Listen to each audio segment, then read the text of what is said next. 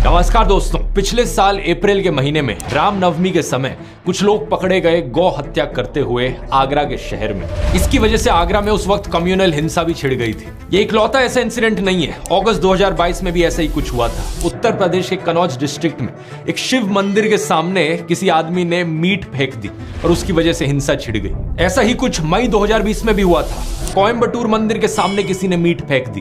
फरवरी 2024 उत्तर प्रदेश के मुरादाबाद में कुछ लोग गौ हत्या काउस की स्लॉटरिंग करते हुए पकड़े गए। ये सारी खबरें सुनकर एक चीज आपके दिमाग में जरूर आएगी, आखिर ये कौन लोग हैं जो हिंदुओं की भावनाओं को ठेस पहुंचा रहे हैं और हिंदुओं को भड़काने की कोशिश कर रहे हैं। इसका जवाब वो नहीं जो शायद आप सोच रहे हो। पहली खबर का न्यूज आर्टिकल देखिए। यूपी पुलिस के अनुसार गौ हत्या के पीछे असली जिम्मेदार थे हिंदू महासभा के कुछ कार्यकर्ता जो हिंसा भड़काना चाह रहे थे।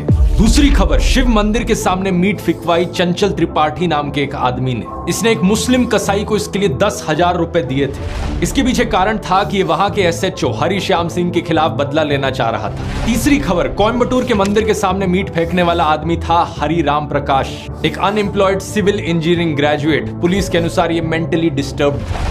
चौथी खबर, गौ हत्या के पीछे मुरादाबाद में यूपी पुलिस ने अरेस्ट किया 4 लोगों को, जिनमें से एक था बजरंग दल का लीडर।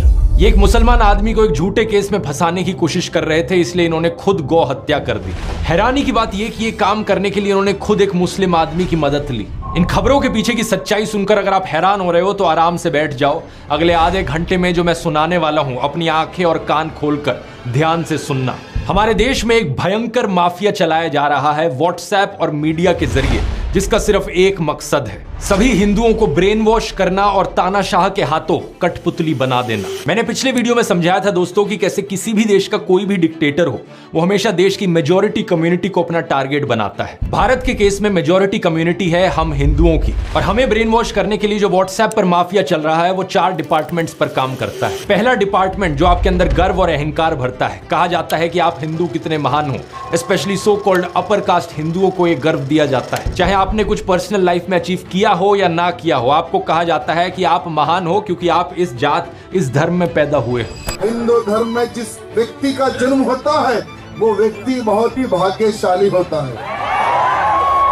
दूसरा डिपार्टमेंट कहता है कि आप पर सदियों से अत्याचार हुआ है, ये देखो आप कितने बड़े विक्टिम हो। तीसरा डिपार्टमेंट, आप खतरे में हो, देखो हमें उन लोगों से खतरा है, वो कभी भी आकर हमें खत्म कर सकते हैं। और चौथा डिपार्टमेंट जो नरेंद्र मोदी को मसीहा बनाता है, आपको कहा जाता है कि अगर आपको कोई बचा सकता है तो सिर्फ वही एक इंसान है जो आपको आकर बचाएंगे, इसलिए सिर्फ उन्हें ही वोट दो। दुनिया का सबसे बेस्ट प्राइम मिनिस्टर है। बाप जो पैदा किया उससे बड़ा मोदी है, उतना वो भगवान है। भगवान भारत के भगवान का वरदान बन के आए हैं। इस वीडियो में तीसरे और चौथे डिपार्टमेंट को गहराई से समझते हैं, ये जानने के लिए कि लोगों को क्या क्या दिखाया जाता है उन्हें ब्रेन वॉश करने के लिए।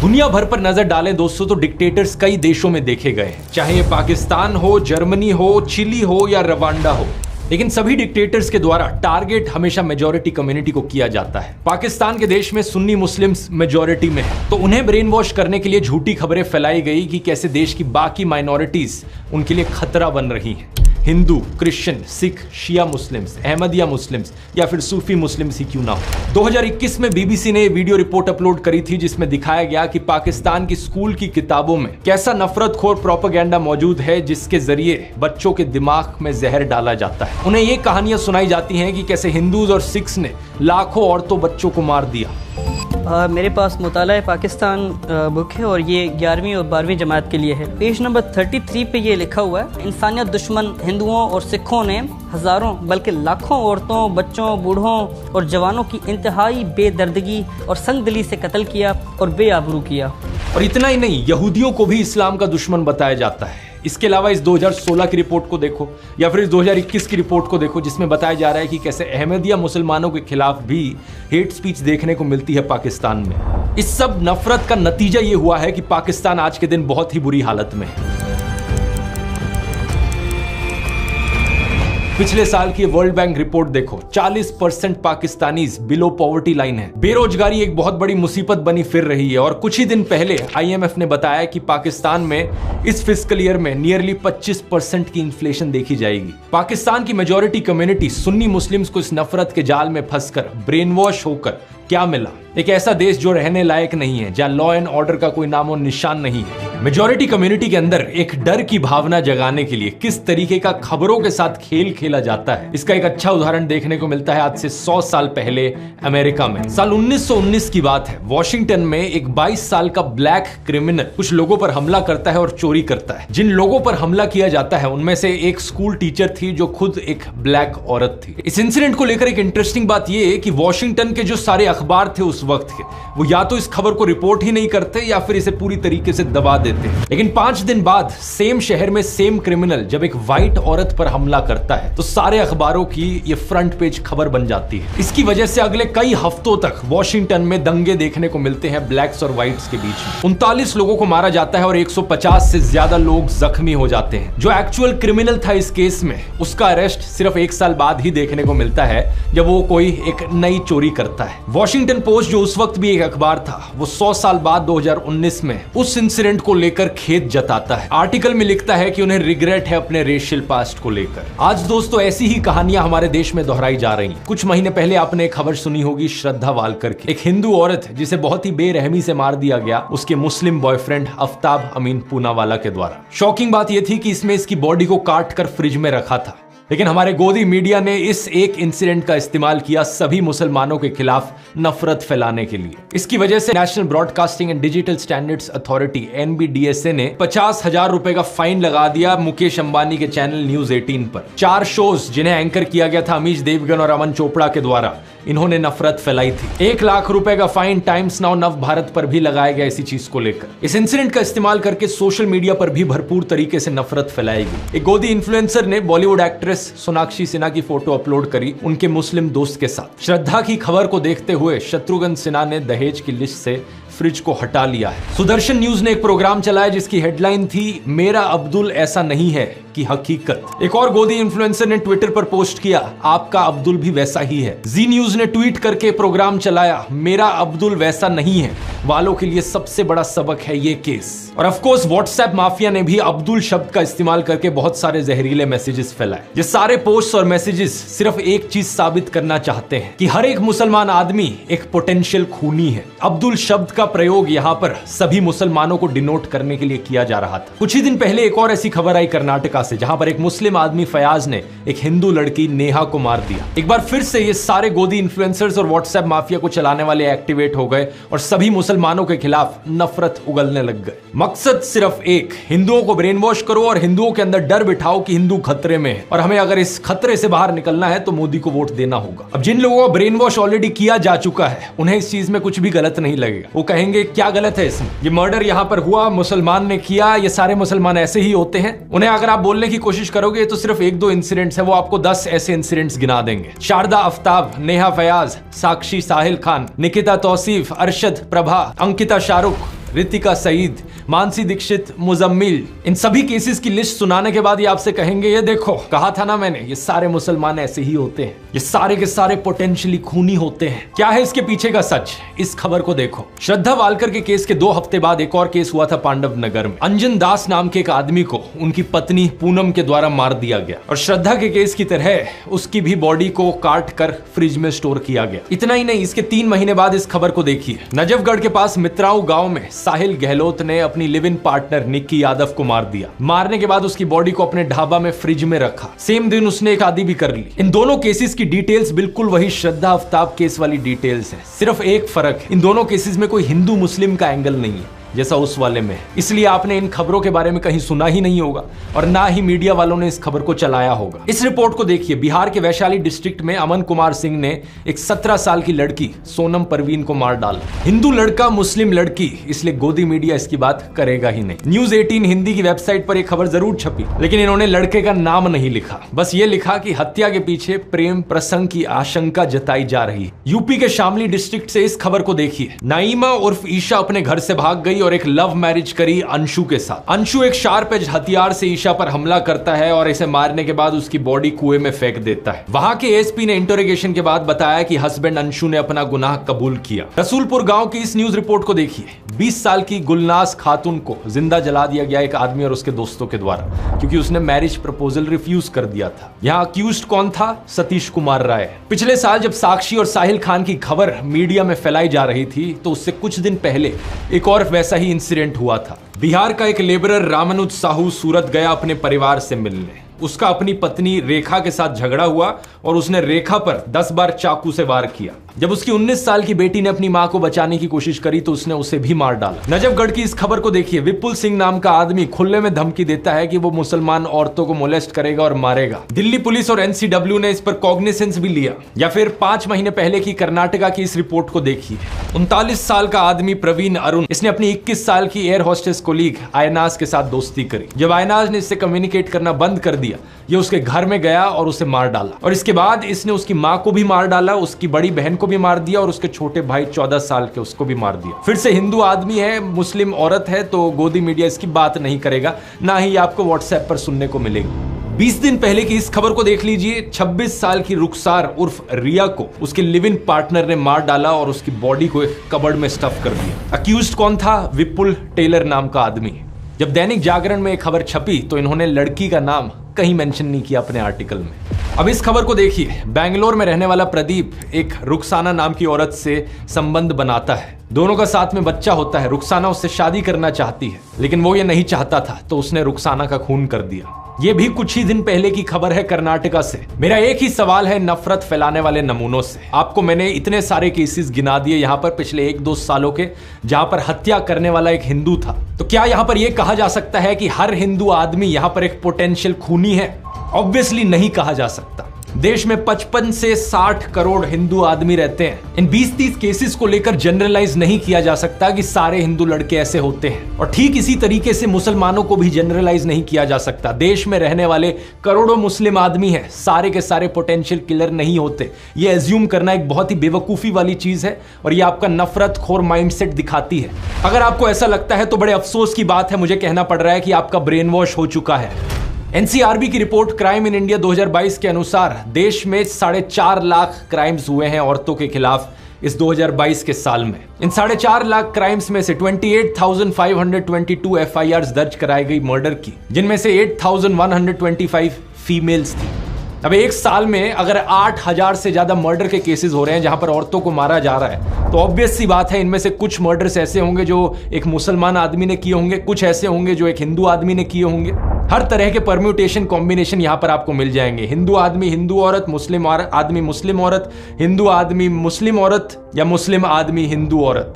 और सिर्फ हिंदू मुस्लिम ही नहीं, सभी धर्मों के आपको कॉम्बिनेशन मिल जाएंगे, क्योंकि 8,000 यहां पर बहुत बड़ा नंबर होता है। प्रॉब्लम यह है कि जिन लोगों का ब्रेन वॉश हो चुका है उनकी आवाज सिर्फ तब निकलती है जब उन्हें दिखता है कि हत्या करने वाला एक मुस्लिम आदमी था और जिसकी हत्या हुई वो एक हिंदू औरत थी। लेकिन इन सब लोगों के मुंह पर चुप्पी लग जाती है जब दिखता है कि यहाँ एक हिंदू औरत को हिंदू आदमी के द्वारा मारा गया, या फिर एक मुस्लिम औरत को हिंदू आदमी के द्वारा मारा गया। किसी भी नॉर्मल इंसान में अगर इंसानियत है तो वो इन सभी केसेस के खिलाफ आवाज उठाएगा जहां जहां औरतों का अत्याचार हो रहा है। कोई भी सेंसिबल आदमी यहां पर कहेगा सरकार को कि यहां सारे क्राइम्स को क्यों नहीं रोका जाता जो सारी औरतों के खिलाफ हो रहे हैं। असलियत में सॉल्यूशन ढूंढने की जरूरत है इस चीज को लेकर। ऐसा तो होगा नहीं कि पुलिस एक एरिया को सेफ बनाएगी सिर्फ हिंदू औरतों के लिए और मुस्लिम औरतों के लिए वो एरिया अनसेफ रहेगा। अगर किसी एरिया को सेफ बनाना है तो सभी औरतों के लिए वो सेफ बनेगा ना। सेलेक्टिव आउटरीच इन लोगों का सबसे बड़ा हथियार है। अगर आज मैं जस्टिस की डिमांड करता हूं तो मैं नेहा के लिए भी करता हूं और रुखसाना के लिए भी करता हूं। मैं उन सभी हिंदू और मुस्लिम औरतों के लिए जस्टिस की डिमांड करता हूं जिनके खिलाफ अत्याचार हुआ है। पुलिस को यहां पर स्पीडी इन्वेस्टिगेशन करने की जरूरत है। देश भर में अगर पुलिस वालों की कमी है तो स्टेट गवर्नमेंट्स को यहां पर और पुलिस को रिक्रूट करने की जरूरत है। कोर्ट्स अगर धीरे काम करते हैं तो उन्हें फास्ट ट्रैक ट्रायल करने की जरूरत है। तारीख पे तारीख देना उन्हें बंद करना होगा। और खून करने वाला चाहे हिंदू हो या मुसलमान हो, उन सबको स्ट्रिक्टेस्ट पनिशमेंट दी जानी चाहिए। अब मैं इन बीजेपी वालों को चैलेंज करता हूं कि ये सेम चीज बोलकर दिखाएं। इनका एक भी नेता, एक भी कार्यकर्ता ये सेम चीज बोल नहीं पाएगा, हिम्मत ही नहीं होगी, क्योंकि अगर इन्होंने ये चीज बोल दी तो इनका पूरा का पूरा सिस्टम खत्म हो जाएगा। हिंदुओं को ब्रेन वॉश करने का इनका यही तरीका है और इसके बिना इनका धंधा ही नहीं चलेगा। अरे किसी और धर्म की औरत को लेकर जस्टिस की डिमांड करे वो तो बहुत दूर की बात है, ये हिंदू औरतों के लिए भी जस्टिस की डिमांड नहीं करेंगे अगर इन्हें दिखा कि बीजेपी इन्वॉल्व है कहीं पर। अगर किसी हिंदू औरत को किसी हिंदू आदमी के द्वारा मारा गया किसी बीजेपी रूल्ड स्टेट में, या किसी कल्प्रिट का कोई बीजेपी कनेक्शन निकल जाए, तो इनके मुंह बिल्कुल बंद हो जाते हैं। दिसंबर 2019 में देख लो क्या हुआ था जब farmer BJP MLA Kuldeep Singh को कॉन्विक्ट किया गया किडनैपिंग और मोलेस्टिंग के केस में। इस केस में बहुत से विटनेसेस की मौत हो गई थी और इनके कार्यकर्ताओं ने क्या किया, इनके सपोर्ट में रैली निकाली थी। विधायक जी सरासर निर्दोष हैं, उनको फंसाया जा रहा है। कुछ महीने पहले एक IIT BHU का केस हुआ जहां पर 3 अक्यूज थे, कुणाल पांडे, सक्षम पटेल और अभिषेक चौहान। ये बीजेपी IT सेल की वाराणसी यूनिट का हिस्सा थे। इन्होंने अपनी फोटोज पोस्ट करी थी JP नड्डा के साथ, अनुराग ठाकुर के साथ, UP CM आदित्यनाथ के साथ। क्या लगता है आपको यहां पर किसी हिंदू औरत की इन्हें चिंता थी? बिल्कुल नहीं थी, क्योंकि इस केस में इनके खुद के लोगों पर आरोप लगा था बलात्कारी का। उत्तराखंड का ये केस देख लो, 19 साल की अंकिता भंडारी का। ये एक रिजॉर्ट में काम करती थी और इस रिजॉर्ट के owner farmer BJP politician Vinod Arya के बेटे पुलकित आर्या थे। इस पर इल्जाम लगा कि इसने अंकिता को मोलेस्ट किया और उसकी हत्या कर दी। लड़की के पापा को एक से दूसरे पुलिस स्टेशन तक भागना पड़ा FIR रजिस्टर करवाने के लिए। कुछ एक्शन सिर्फ तब लिया गया जब लोकल न्यूज पोर्टल जागो उत्तराखंड में इस मर्डर को हाईलाइट किया था। लेकिन बाद में पता है क्या हुआ, इस न्यूज पोर्टल के जर्नलिस्ट आशुतोष नेगी को ही पुलिस अरेस्ट कर लेती है, ये कहकर कि इसके इंटेंशंस पर हमें शक होता है। अंकिता भी हिंदू थी, लेकिन क्या व्हाट्सएप पर आपने इस मैसेज को पढ़ा? कभी नहीं पढ़ा होगा, क्योंकि इनका माफिया चल रहा है। श्रद्धा वालकर के केस में तो मुस्लिम ऑर्गेनाइजेशन जमात इस्लामी हिंद ने उसे कंडेम भी किया और किलर को लेकर हार्शेस्ट पनिशमेंट भी मांगी। नेहा फयाज के केस में अंजुमन इस्लाम कम्युनिटी के मेंबर्स ने कर्नाटका चीफ मिनिस्टर को लेटर भी लिखा, ये कहते हुए कि हम अक्यूज्ड फयाज के खिलाफ सीवियर पनिशमेंट की मांग करते हैं। लेकिन जो व्हाट्सएप फॉरवर्ड्स आपके फोन में हर दिन हर शाम को आ रहे हैं, वो व्हाट्सएप फॉरवर्ड्स आपको ये चीजें नहीं बताएंगे, क्योंकि उनका मकसद सिर्फ आपको ब्रेन वॉश करना है। वो सिर्फ आपके दिल के अंदर डर की भावना जगाना चाहते हैं कि आपको डर लगे मुसलमानों से और फिर इस डर के मारे आकर आप मोदी को वोट दो। मुझे बड़ा बुरा लगता है कहते हुए कि हमारे देश के प्रधानमंत्री के पास भी अब और कुछ बचा नहीं है। अब उन्होंने भी अपने भाषणों में ऐसे झूठ फैलाने शुरू कर दिए हैं कि हिंदुओं के अंदर डर बैठे और डर के मारे वो उन्हें वोट करें। ये संपत्ति इकट्ठी करके किसको बांटेंगे? जिनके ज्यादा बच्चे हैं उनको बांटेंगे, घुसपैठियों को बांटेंगे। पहली बात, कांग्रेस के पूरे मैनिफेस्टो में हिंदू और मुस्लिम शब्द का कहीं कोई जिक्र नहीं किया गया है और ना ही वेल्थ रीडिस्ट्रीब्यूशन शब्द आपको पूरे मैनिफेस्टो में कहीं मिलेगा। मेरी बात पर यकीन नहीं होता, आप इनका मैनिफेस्टो खुद जाकर देख सकते हो। कांग्रेस की वेबसाइट पर लिंक मैंने डिस्क्रिप्शन में भी डाल दिया है। Ctrl F करके वेल्थ रीडिस्ट्रीब्यूशन सर्च करने की कोशिश करना, कुछ नहीं मिलने वाला। उल्टा कांग्रेस के मैनिफेस्टो में बात करी गई है एजुकेशन की, हेल्थ केयर की, रोजगार की। इन्होंने कहा है कि ये 22 करोड़ लोगों को गरीबी से बाहर निकालेंगे, करोड़ों नौकरियां देंगे। राहुल गांधी ने अपनी स्पीच में भी ऐसा ही कहा था कि जितने रुपए नरेंद्र मोदी ने अडानी को दिए उतने रुपए ये गरीबों को देंगे, मजदूरों को, किसानों को और युवाओं को देंगे। जितना पैसा उन्होंने अरबपतियों को दिया उतना पैसा हम गरीबों को, पिछड़ों को, दलितों को, आदिवासियों को उठा के दे देंगे। दूसरी बात, प्रधानमंत्री ने बड़ी बेशर्मी से मुस्लिम्स पर वही स्टीरियोटाइप थोप दिया जो इनके व्हाट्सएप माफिया में फैलाया जाता है कि ये मुसलमान तो हमेशा ज्यादा बच्चे पैदा करते हैं। क्या प्रधानमंत्री ये खुद 5 भाई बहन नहीं है क्या? यूपी चीफ मिनिस्टर आदित्यनाथ को देख लो, उनके खुद 3 भाई और 3 बहन है। ये जो परसेप्शन बनाया जाता है कि मुसलमान ज्यादा बच्चे पैदा करते हैं, ये बिल्कुल बकवास परसेप्शन है, क्योंकि सरकारी रिपोर्ट्स को आप देखोगे तो ज्यादा बच्चे पैदा करना इसका फीमेल लिटरेसी से रिलेशन है। लक्षद्वीप में 96% लोग मुस्लिम है, लेकिन वहां की फीमेल लिटरेसी हाई है, इसलिए वहां का फर्टिलिटी रेट बहुत कम है। ऑन एवरेज लक्षद्वीप में एक औरत सिर्फ 1.4 बच्चे पैदा करती है, लेकिन देश भर में यह एवरेज 2 पर है। अब बिहार जैसी स्टेट को देख लो जहां पर फीमेल लिटरेसी सबसे कम है, इसलिए बिहार बर्थ रेट में सबसे ऊपर है। कुछ जगहों पर ये जो लोकलाइज ट्रेंड देखने को मिलता है जहां मुस्लिम्स का फर्टिलिटी रेट थोड़ा सा ज्यादा है बाकी रिलीजन से, इसके पीछे कारण भी लिटरेसी रेट है, क्योंकि हिस्टोरिकली मुस्लिम्स का लिटरेसी रेट हमेशा थोड़ा सा पीछे था, लेकिन अब मुस्लिम्स का बर्थ रेट सबसे तेजी से कम हो रहा है। लेकिन प्रधानमंत्री मोदी को इन फैक्ट से क्या फर्क पड़ता है? उनका तो एक ही फंडा है, झूठ बोलो, झूठ बोलो, झूठ बोलो। हमें सभी हिंदुओं को जागरूक करने की जरूरत है दोस्तों। जब ये डर का माहौल बनाने के लिए इनके पास असली खबरें खत्म हो जाती हैं, तो ये झूठी खबरें फैलाना शुरू कर देते हैं। श्रद्धा वालकर के केस में रशीद खान नाम के एक आदमी का केस निकल कर आया था। एक ऑन ग्राउंड न्यूज रिपोर्टर ने रशीद खान नाम के एक आदमी से बात करी जो श्रद्धा वालकर के मर्डर को जस्टिफाई कर रहा था। उसके खिलाफ एक FIR दर्ज करी गई और जब पुलिस ने उसे अरेस्ट किया तो पता है क्या पता चला? उस लड़के का नाम एक्चुअली में विकास कुमार था। रशीद खान बनने का नाटक कर रहा था वो। एक और ऐसा ही केस सामने आया जब एक फेसबुक पोस्ट वायरल होने लगी राजिया बानो नाम के यूजर नेम के साथ। इस पोस्ट में जस्टिफाई किया जा रहा था कि हिंदू औरतों के खिलाफ कुछ हो तो वो ठीक है, रिवेंज है। कुछ हिंदू अकाउंट्स ने बड़ी आउटरीच करी इसको लेकर कि ये मुसलमान हम लोगों से इतना नफरत क्यों करते हैं। और जब इस चीज का फैक्ट चेक किया गया तो पता लगा कि यूजर नेम गलत था। राजिया की जगह राजिया लिख रखा था और प्रोफाइल पिक के बारे में सर्च किया तो पता चला कि ये राजिया के यूजर नेम के पीछे एक पवन शर्मा नाम का आदमी था। इस बंदे की एक और पोस्ट मिली तो किसी ने कमेंट कर रखा था, शर्मा जी नाम क्यों बदल लिया? तो उस आदमी ने लाफिंग इमोजीज के साथ रिप्लाई किया, पवन भाई अब मुल्ली बनोगे क्या? सॉरी मुल्ला। और इसने रिप्लाई किया, just wait and watch dear. कुछ लोग नफरत के पागलपन में इतने अंधे हो गए हैं कि ये खुद से नफरत की खबरें फैलाते हैं ताकि इल्जाम वहां मुसलमानों पर डाला जा सके, उनकी इमेज को बदनाम किया जा सके। वीडियो के शुरू में मैंने आपको ऐसे ही कुछ किस्से सुनाए थे जहां पर बजरंग दल और हिंदू महासभा के मेंबर्स ने जाकर गौ हत्या करी, और वो भी इसलिए ताकि किसी मुसलमान पर इल्जाम डाला जा सके कहकर कि ये देखो ये मुसलमान लोग हैं जो हमारी गौ माता की हत्या करते हैं। यहां पर एक बहुत बहुत बड़ा खेल खेला जा रहा है दोस्तों। झूठी खबरें कितनी ज्यादा फैलाई जा रही हैं आप यकीन नहीं करोगे। एक यूजर अभिषेक कुमार अपने आप को मोदी का परिवार कहते हैं, ये वीडियो शेयर करते हैं जहां पर कुछ लड़कियां एक आदमी के पीछे भागकर उसे डंडों से मार रही हैं। लिखा जाता है वीडियो कहां से है ये पता नहीं, लेकिन ये देखकर बहुत अच्छा लगा कि हिंदू बेटियों ने लव जिहादियों को सबक सिखाना शुरू कर दिया है। अगर सर्च करके देखोगे वीडियो कहां से है, उत्तर प्रदेश का ये इंसिडेंट है 2018 का, और जिस आदमी को मारा जा रहा है उसका नाम है कपिल चौहान, क्योंकि वो लड़कियों को छेड़ा करता था। बात यहाँ पर ये नहीं है कि मुस्लिम ईव टीजर्स नहीं हो सकते, बिल्कुल हो सकते हैं। ऐसे भी मुस्लिम होंगे जो अपनी आइडेंटिटी हिंदू नामों के पीछे छुपा कर रखते हैं और हिंदू लड़कियों को ट्रैप करने की कोशिश करते हैं, जैसे कि जुलाई 2022 का केस यूपी के आजमगढ़ में। ऐसे भी मुस्लिम्स हैं जिन्होंने हिंदू मंदिरों के सामने कुछ गलत किया है, जैसे कि ये वेस्ट बंगाल टेम्पल का केस जहां पर एक मुस्लिम आदमी ने उसके सामने पेशाब कर दिया था। लेकिन बात मैं यहां पर यह कहना चाह रहा हूं कि लॉ एंड ऑर्डर हमेशा काम करना चाहिए, हर इंसान को पनिशमेंट मिलनी चाहिए, लेकिन आपको जो दिखाया जा रहा है वो सिर्फ एक साइड की खबरें दिखाई जा रही हैं। और ये जो नफरत फैलाई जा रही है ये सिर्फ मुसलमानों के खिलाफ नहीं है, बल्कि बीजेपी के खिलाफ जो भी आवाज उठाता है उसके खिलाफ सिमिलर तरीके से कैंपेन चलाई जाती है।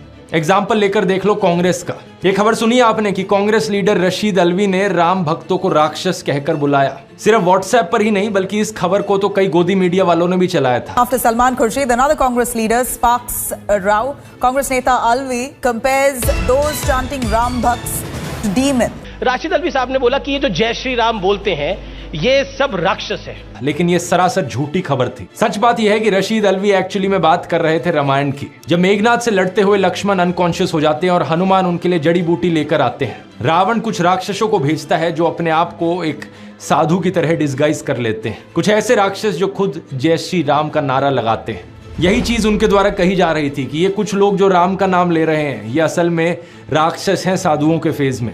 वो अप्सरा बन जाती है और वो हनुमान जी से कहती है, हनुमान क्यों वक्त खराब कर रहे हो? तुम्हें तो सूरज निकलने से पहले जाना है संजीवनी बूटी लेकर। और ये जो सामने बैठा है जय श्री राम कह रहा है, मुनि नहीं, ये निश्चर घोरा, ये मुनि नहीं है, ये तो घोर राक्षस है। मैं आपसे बस इतनी बात कह के अब आपसे विदा लूंगा कि आज भी बहुत लोग जय श्री राम का नारा लगाते हैं, वो सब मुनि नहीं, वो निश्चर घोरा। बीजेपी वाले ये बात जानते थे, लेकिन जानबूझ के इनकी स्टेटमेंट को क्लिप किया गया ये दिखाने के लिए कि कांग्रेस मुसलमानों के साथ है, हिंदुओं के खिलाफ बोलती है। रवीश कुमार के साथ भी ये चीज अक्सर करी जाती है। दिल्ली में जब दंगे भड़के थे, शाहरुख नाम के एक आदमी ने गोलियां चलाई थी। व्हाट्सएप पर एक क्लिप काट कर डाली जाती है जिसके ऊपर नीचे कैप्शन लिखा जाता है, आतंकी शाहरुख को बचाने के लिए रवीश ने बताया उसे ब्राह्मण अनुराग मिश्रा। जो ओरिजिनल अनएडिटेड वीडियो है वहां पर रवीश कुमार कह रहे हैं अभी भी जरूरत है कि पुलिस इसकी पहचान को लेकर दोबारा बोले। पुलिस साफ कहती है कि शाहरुख है, मगर आप सोशल मीडिया में देखिए अनुराग मिश्रा बताया जा रहा है। अभी भी जरूरत है कि पुलिस इसकी पहचान को लेकर दोबारा बोले। इसके बाद एक एनडीटीवी रिपोर्टर खुद पुलिस से बात करते हैं और कंफर्म करते हैं कि इस आदमी का नाम शाहरुख ही है। नाम को लेकर कोई स्पष्टीकरण आया है कि नाम क्या है? शाहरुख नाम है उसका। एक और झूठ फैलाया जाता है कि रवीश कुमार कभी कश्मीरी पंडितों की बात नहीं करेंगे, जबकि उन्होंने कई बार एपिसोड्स बनाए हैं कश्मीरी पंडित पर, 12 साल पहले से लेकर एज रिसेंट एज 3 महीने पहले। लेकिन क्या फर्क पड़ता है, व्हाट्सएप पर जब लोगों को ब्रेन वॉश करना है तो उसके लिए कुछ भी बोल दो। एक और एक्यूजेशन जो इनके खिलाफ उठाई जाती है कि ये कभी कांग्रेस के खिलाफ नहीं बोलते, लेकिन 2014 से पहले की इनकी ये क्लिप देखो, कई रिपोर्ट्स मिल जाएंगी जब ये मनमोहन सिंह की सरकार के खिलाफ आवाज उठा रहे हैं। पिछले अगस्त में अयाज झांसवी के शेर से जवाब दिया था, तब कोयला घोटाले के आरोपों की आंच उनकी सरकार पर आ रही थी। 7 महीने बाद मनमोहन सिंह ने उन सवालों का जवाब दिया या अपनी आबरू के लिए खामोशी तोड़ी है। एस्बेस्टस के इसी तरह के हजारों कमरे गांव की जमीन पर बना दिए गए और मजदूरों को बोरी में आलू की तरह इनमें ठूंस कर रख दिया गया। अब मेरे खिलाफ भी ये लोग ऐसे ही झूठ फैलाते हैं। इस व्हाट्सएप मैसेज को देखो, पता नहीं कितनी बार इन्होंने इस व्हाट्सएप मैसेज को अपने ग्रुप्स पे बार बार फॉरवर्ड किया है। लिखते हैं कि मैं एक हिंदू ही नहीं हूं, मेरा नाम ध्रुव राठी नहीं है, मेरा असली नाम है बदरू रशीद। और इतना ही नहीं, इन्होंने मेरी वाइफ यूली को भी पाकिस्तानी बना दिया। और नीचे देखो क्या क्या बकवास लिख रखी है कि यहाँ पे पाकिस्तानी आर्मी का कनेक्शन है, ISI है, अमेरिका है, दाऊद इब्राहिम का कनेक्शन है। क्या बकवास लिखते हैं, मुझे सुनकर हंसी आती है, आपको भी हंसी आ रही होगी, लेकिन इसके पीछे का एजेंडा देखो क्या है। जो भी बीजेपी के खिलाफ बोलने की कोशिश करता है उसे किसी ना किसी तरीके से मुसलमान बना दो, पाकिस्तानी बना दो, क्योंकि जो ओवरऑल गेम यहाँ पर खेला जा रहा है वो यही है कि हिंदुओं के अंदर डर बैठाना है। और जो भी इनके खिलाफ बोले, अगर कोई वो हिंदू बोल देना इनके खिलाफ, तो वो हिंदू हो ही नहीं सकता। ये अपने फॉलोअर्स को, अपने ब्रेन वॉश लोगों को यही दिखाना चाहते हैं कि जो भी वहां से आवाज उठा रहा है इनके खिलाफ वो हिंदू नहीं है, वो सिर्फ मुस्लिम लोग हैं। जो झूठ ये फैलाते हैं उसे ये डबल चेक भी नहीं करते। एक ये मैसेज था इनका जो फैलाया जा रहा था, अभी कुछ दिन पहले एक ये दूसरा मैसेज है इनका जो ये फैला रहे हैं। इस ट्वीट को देखो, इसके अनुसार तो मेरे फादर इन लॉ है एक्चुअली में पाकिस्तानी सिटीजन, यानी कि यूली के पापा। फिर लिखते हैं कि यूली इकलौती बेटी है उनकी। ये चीज भी झूठ है, अगर इन्होंने मेरे व्लॉग्स देखे होते तो इन्हें पता होता कि वो इकलौती नहीं है। मतलब कुछ बिलीवेबल तो हो जो कह रहे हो, लेकिन अनफॉर्चुनेट चीज ये है कि जो लोग ब्रेन वॉश्ड हो चुके हैं इनके माफिया के अंडर आकर, उन्हें इससे फर्क ही नहीं पड़ता। ये एक लॉजिकल सेंसिबल दिखने वाली झूठी कहानियां क्यों बनाने में टाइम वेस्ट करें, जब इनके जो लोग व्हाट्सएप मैसेजेस पढ़ रहे हैं वो इन बेसर पैर की झूठी कहानियों से ही कन्विंस्ड हो जा रहे हैं। व्हाट्सएप माफिया का तीसरा डिपार्टमेंट कुछ इस तरीके से लोगों के अंदर डर बिठाता है कि उनकी सोचने समझने की शक्ति बिल्कुल स्विच ऑफ हो जाती है। इसलिए बहुत जरूरी है लोगों को जागरूक करना इस चीज के बारे में, स्पेशली हिंदू लोगों को जागरूक करना, क्योंकि अगर किसी को सबसे ज्यादा बेवकूफ बनाया जा रहा है यहां पर, तो वो हम हिंदुओं को बनाया जा रहा है। इस माफिया के 2 और डिपार्टमेंट्स बचते हैं, आने वाले वीडियोस में उनको भी गहराई से समझेंगे, लेकिन तब तक काम रुकना नहीं चाहिए। हमारा ये संघर्ष देश के संविधान को बचाने के लिए है, देश के लोकतंत्र को बचाने के लिए। और अगर आप उन लोगों में से हो जिन्हें अभी भी लगता है कि नहीं देश में सब ठीक चल रहा है, देश में कोई तानाशाही नहीं है, तो जरा कुछ दिन पहले की इस खबर को देख लो जरा। सूरत की लोकसभा सीट पर क्या हुआ, कांग्रेस के कैंडिडेट को डिस्क्वालीफाई कर दिया गया और वहां बाकी 8 कैंडिडेट्स ने किसी ना किसी बहाने से विड्रॉ कर लिया, यानी कि इलेक्शन होने से पहले ही बीजेपी ने यह सीट जीत ली। इमेजिन कर सकते हो दोस्तों, लाखों लोग जो सूरत में रहते हैं उनका लोकतांत्रिक अधिकार उनसे इस तरीके से छीन लिया गया। इतना ही नहीं, अरुणाचल प्रदेश में भी ऐसा ही कुछ हुआ। बीजेपी ने 10 सीटें ऑलरेडी जीत ली वहां पर इलेक्शन होने से पहले ही। और इस खबर को देखो, जहां पर दिल्ली में वो चुनाव हारने वाले थे उन्होंने इलेक्शन ही नहीं होने दी एमसीडी की। इससे पहले चंडीगढ़ की इलेक्शन में सीधा सीधा फ्रॉड करने की कोशिश करी गई थी बीजेपी को जिताने के लिए।